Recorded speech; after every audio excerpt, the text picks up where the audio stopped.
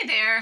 Hi, welcome to Curious Collection. I'm Will. I'm Cinnamon. As promised, we're going to talk about our numbers today. We like to be transparent on our videos and tell you guys exactly where everything is coming from and where everything's going. We're going to start today with talking about the YouTube analytics and what that looks like, and then we're going to go into our eBay stores and we're going to talk about our P&L. So I apologize if the numbers are a little dry, but you know, there's a lot of stuff going on, and if you're looking at your business through the same lens that we're trying to look at ours, you know, you might have the ability to do a comparison, or you can kind of see trend lines. So we're going to jump right into that. To begin with, on the YouTube channel, we had 10,300 views in the month of January. People watched for 1.2 thousand hours, and we had an increase of 137 subscribers. So thank you guys so much. All of the new subscribers. Welcome to the channel. We are happy to have you. And thank you all of the subscribers that we've had throughout this whole journey. So you guys are awesome. We so appreciate all of the engagement and the comments and all of that. Thank you all so much. Absolutely. So we are up to 904 subscribers. So that is absolutely tremendous growth. We started the channel right around the end of July. So we're 6 months in, 904 subscribers. The amount of revenue generated from YouTube, $0. So that's not our objective, though. Our objective is to build community, help people, and then, you know, if we have questions, hopefully we have a group of people we can reach out to and we can get some answers from the community, not just trying to talk to the wall that can be eBay. So the next thing we want to talk about is our eBay store. We actually have two. So to begin with, our total sales for the month of January 2024 were $10,200 in our main store. Main store. And then we had some sales in our secondary store as well. We sold 485 pieces. Yeah. So one of the things we want to talk about is repeat customers. We had 364 customers total, and 36 of them were repeat customers. Yeah. So 36 people bought 2 or more pieces, either in one transaction or multiple transactions. That accounted for 9.9% of our total sales. So I think that's incredible. One of our goals this year is we want to get to $120,000 in sales. Last year we had $100,000. A 20% lift, that's a hard lift. But just right there, we've had a 10% growth. When we first started our store, we had no repeat customers. We were selling random everything. We're starting to get more niche down. We sell jewelry, we sell ephemera, we sell transportation. So I think that's incredible. I absolutely agree. And it's a good mix of both those people who buy multiple quantity orders. So, you know, maybe it's those photos, right? We just talked about the airplane photos, and they bought, you know, they'll a lot of times those airplane photo people will buy 3, 4, 5 photos, right? So that's a repeat buyer.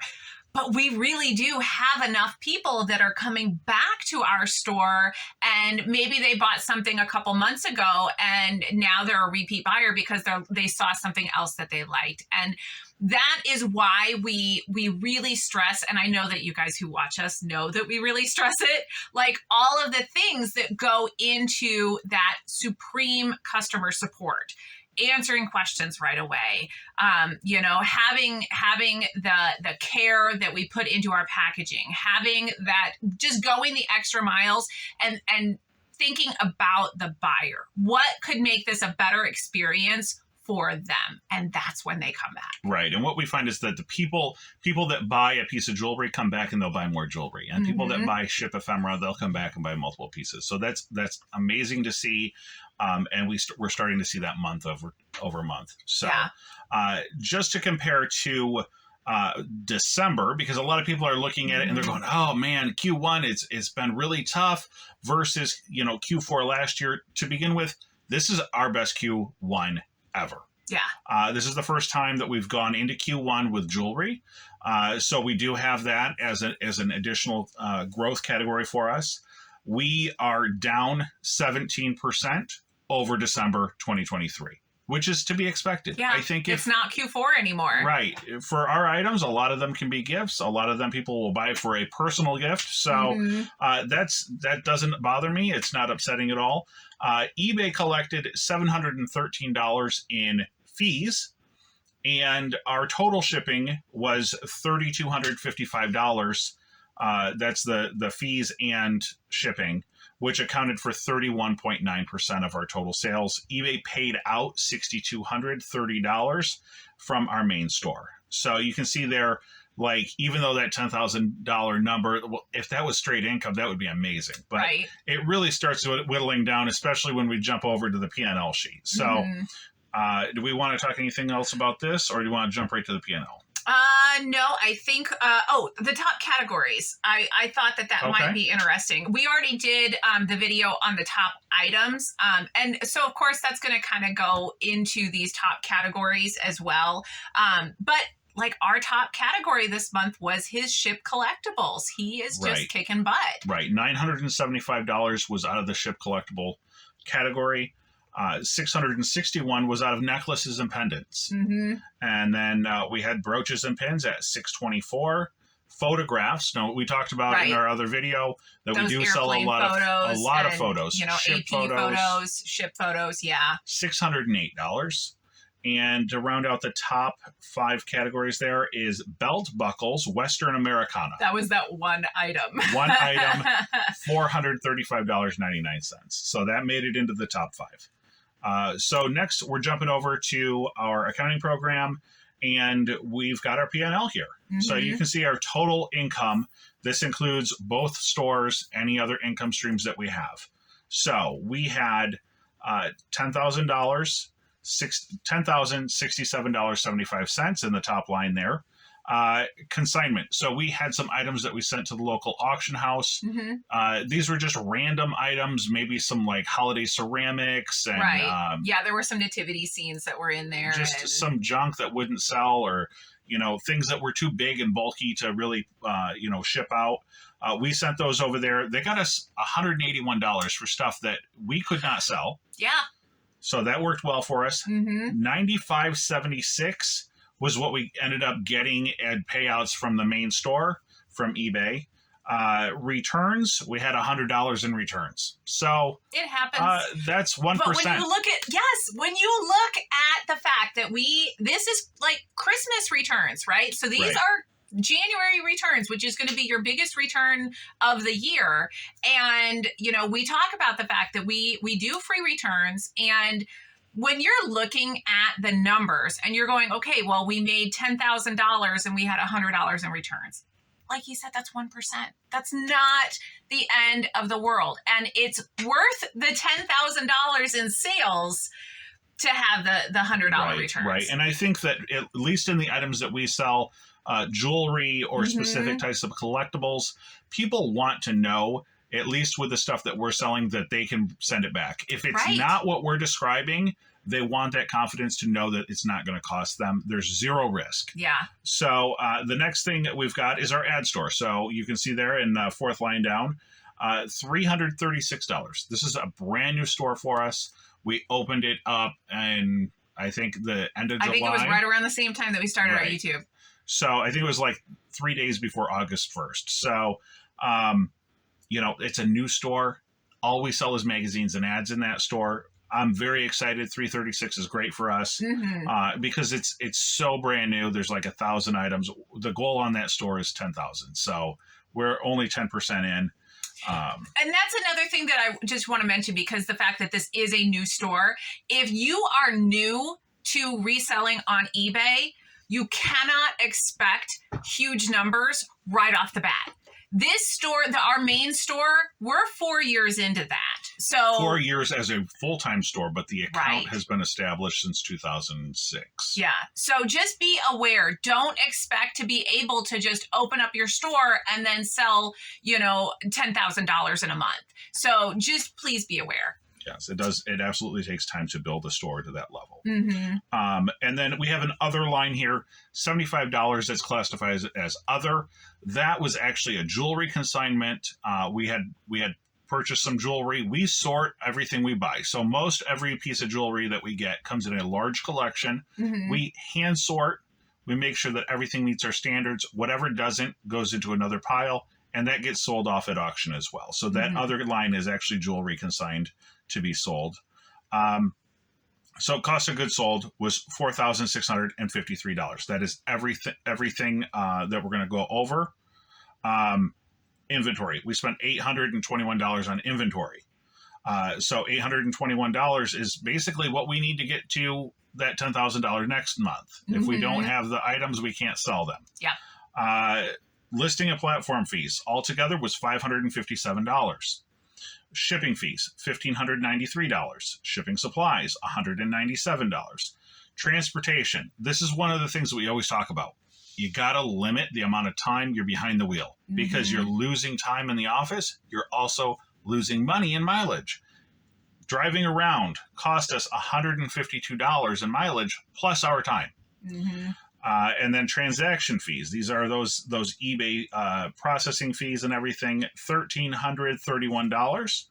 Our gross profit, so this would have been what eBay paid out after we took out those expenses, $5,413.91.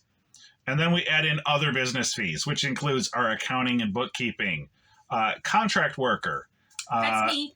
non-sourcing mileage. So we actually made a trip and we picked up some cardboard boxes. Now that's not part of our sourcing, but we do need those office supplies. So, that type of mileage goes into that. Taking stuff to the post office, that's not part of your sourcing. So it doesn't go into the cost of the product, but it is still one of your fees that you have to pay. And it's still tax deductible. So it's important that you categorize it correctly. Right. And that you record it. You know, if you're going to the post office every day of the week, 5 days a week, 6 days a week, it adds up. Write it down. Keep that log sheet. Office supplies, $106.76. I don't even remember what we ended up buying. Obviously, it was labels or something that... Well, we bought the paper. We did buy paper. We bought some tech software. And then subscription and dues, that was our accounting expenditures as well. So the estimated income tax, everyone loves that. Our software tells us right away what it is, $773. I need to make sure personally that I have that set off to the side so that I can pay those taxes. And then my personal net profit, $23.19. So $10,000, I made $2,000. She made $2,000. And the rest of it went to paying all the bills. Right. So we're happy with that. But if you think about goal. For a household income, that's $48,000 a year. So you have to be very, very limited with your spending. Yes. 48,000.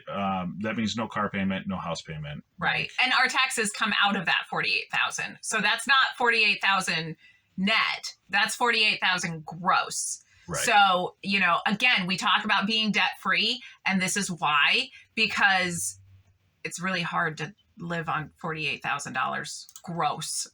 It is. But but it's so worth it to be able to do what we do. So this is the beginning of our 5th year in business as full-time, as me personally as a full-time reseller. And this is coming into you've started your 2nd year. Yeah. So, we are still in that growth phase that we do continue to expect to see growth over the course of the next 5 years with this business. And I don't think that's unrealistic that, there's certainly a learning curve in this. There is. And, instead of chasing that hot category that everybody's talking about at that moment, if we're getting better in the categories that we're passionate about. Right. I think if I was to try to go and chase the categories that are hot today, by the time I run out there, find the item, get it listed, photographed, it's going to lose value, and I'm going to miss the arc of that, and I'll be searching for the next item and I'll miss that one. So it seems like every time I hear about a trend, I'm 3 weeks behind and the price is already at the top and it starts to drop as soon as I get it in my hands. Right. So yeah, I think we're just too square for that. And that's all right for me too. Yeah. So, that's basically what we did this past month. Like I said, January was our best January on record, but no, it's not December. It's not Q4. What we need to do, what we've recognized, is that these numbers, there's only a $300 margin in that. Our goal was, $4,000 to income. We landed at $4,319. So for us, that is such a $300. That's one sale. Right. But that's also that's not a whole lot of inventory to reinvest into the business either. The 800. The 300, right? Wasn't it 4319? Yeah. So that's only $300 extra dollars of a buffer to put into the business. Yeah. So that extra, $319 that above and beyond our payroll is what we use as a safety, cushion as well as reinvestment. So if there is somebody calls us up and they say, "Hey, I've got a collection," honestly, we've got $319 to work with. Yeah. So that's I'd like to maybe from my goal for next month. And see, the problem with next month is that it's February, so it's going to be a shorter month, although it is a leap year, so we've got 29 days instead of 30, 31, whatever. But I would like to try to build that safety net a little bit higher in case we do get another collection. I would say one of my wins for the month was that watch collection. I am super excited about that watch tip collection. We have already sold 7 sets, I think, already, which is awesome. I am super excited. We haven't even listed them all. Tomorrow, Monday is when I'm going to finish listing, and then I'll have them all up. The day you're watching this will be the day that you list.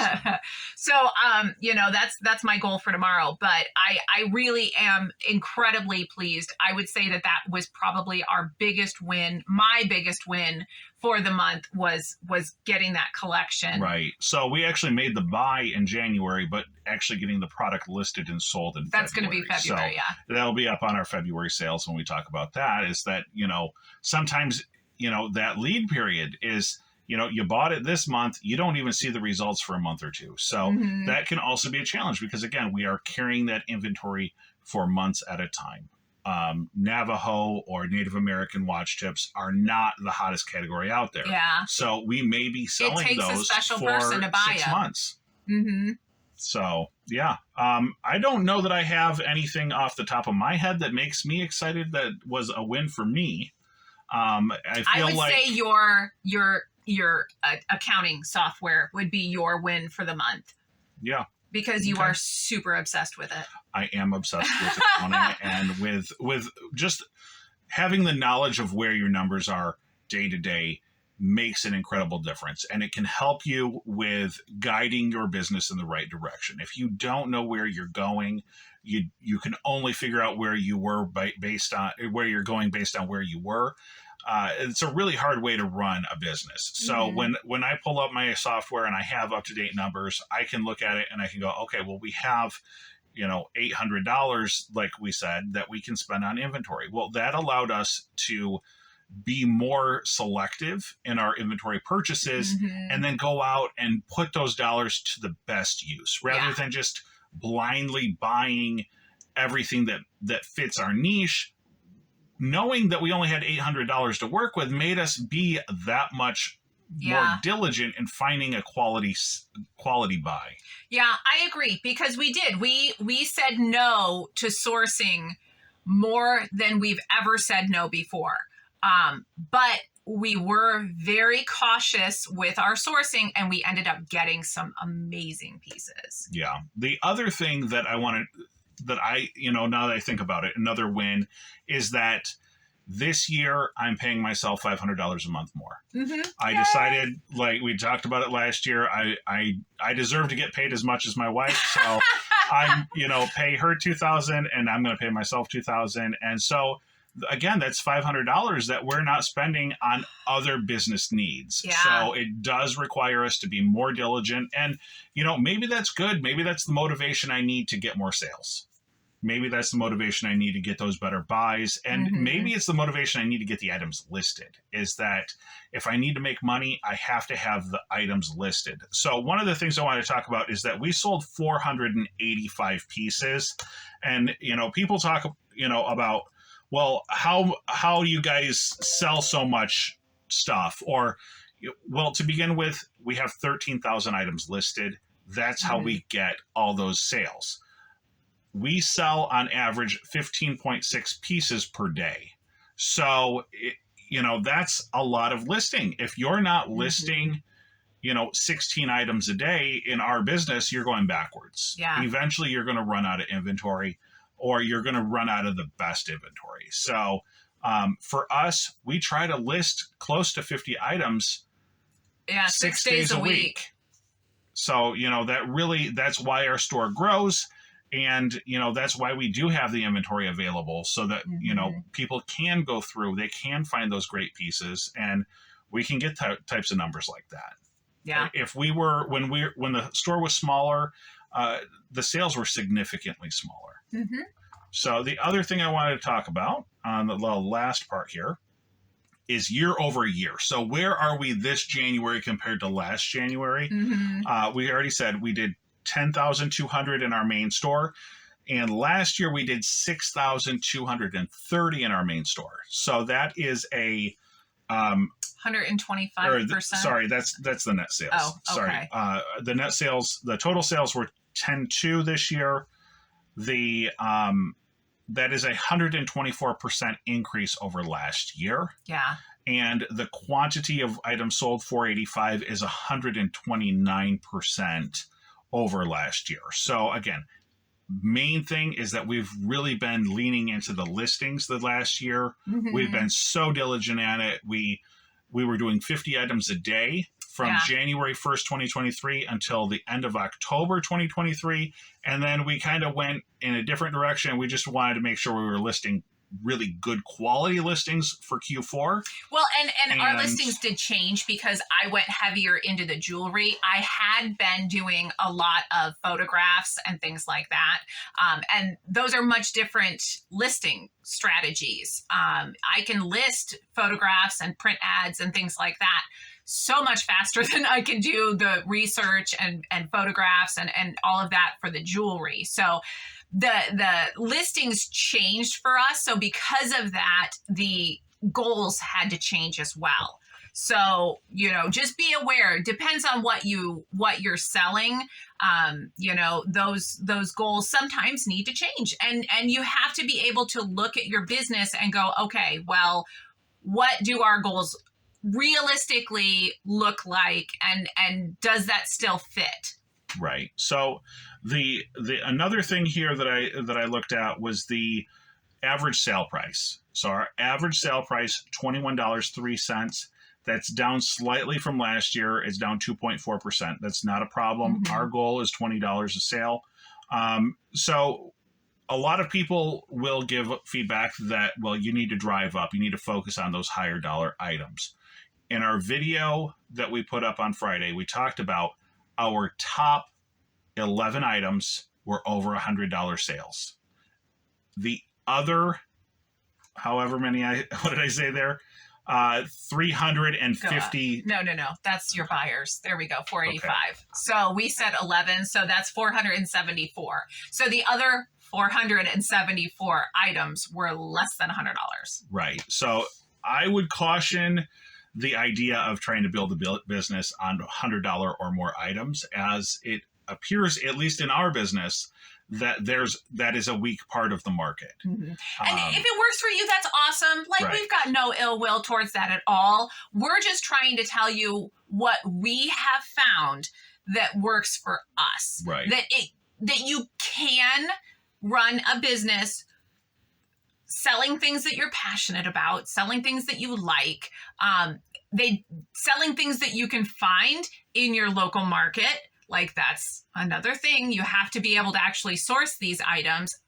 We can't source, golden unicorns everywhere in the county that we live in. It's just not possible. So we're finding items that we are passionate about, that are in our local community, that, you know, that we can work with. Absolutely. And it's working for us. We're not millionaires. We don't have a Lambo, but it's working for us. Right. It's enough for us to live on. So that is really the goal for us. Mm-hmm. I thank everyone for sticking around to the end of the video.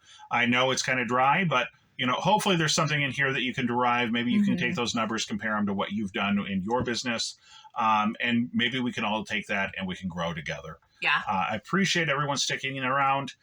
Please like and subscribe. If you've got any suggestions or, you know, tell us about your experience in January 2024. Was your sales up? Were they down?